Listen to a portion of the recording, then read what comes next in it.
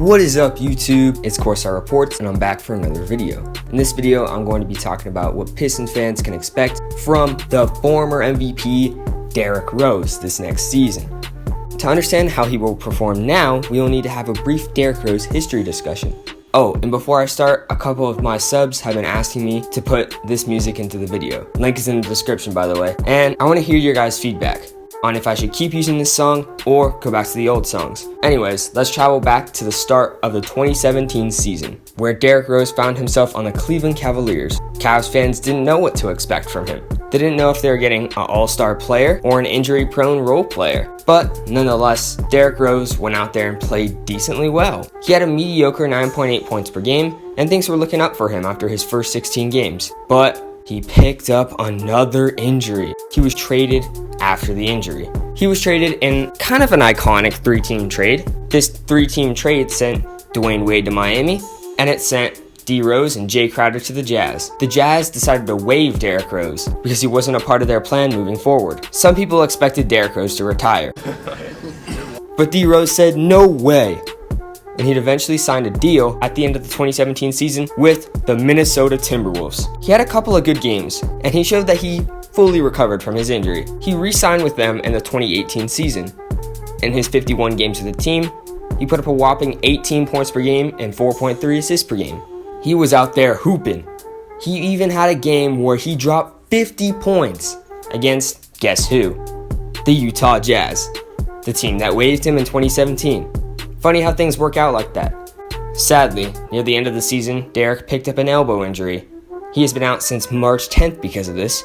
But on a better note, according to Bleacher Report, his surgery actually went really well. Now, we are in present day in the NBA. Ooh, that rhymed.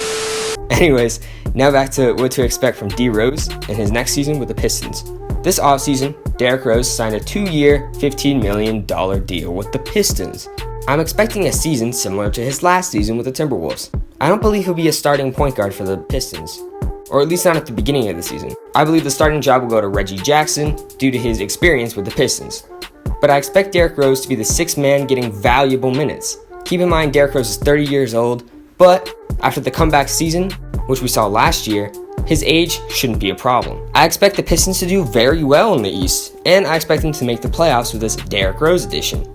And I am predicting that Derrick Rose will average anywhere from 15 to 20 points per game next season. I definitely think that this season will be good for him because the Pistons don't really have many pure scorers in their backcourt, especially coming off their bench.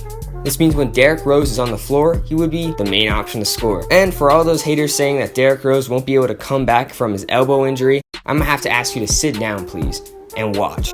I think one of Derrick Rose's best attributes is his determination and his drive to get out there and play basketball. We've seen many examples of this last season, including that miraculous 50-point game. It was very emotional for him because he basically made a statement with that game that he was back. I can't wait to see how Derrick plays in his new home, and I hope we'll get to see playoff Derrick Rose again. I think if the Pistons do make it to the playoffs, depending on who they play, Derrick Rose could be the starting point guard, especially if he turns up like he normally does in the playoffs. We haven't seen him in the playoffs since his Bulls days, but I'm very anxious to see if this Pistons team can get to the playoffs and how much minutes he'll be getting. I hope he doesn't get injured. I really hope he doesn't, because he's gotten injured a lot in his past couple seasons, but I have a feeling that he won't get injured this season. That about wraps it up. Make sure to like the video and subscribe to the channel. Also, make sure to follow me on Twitter and follow me on Instagram.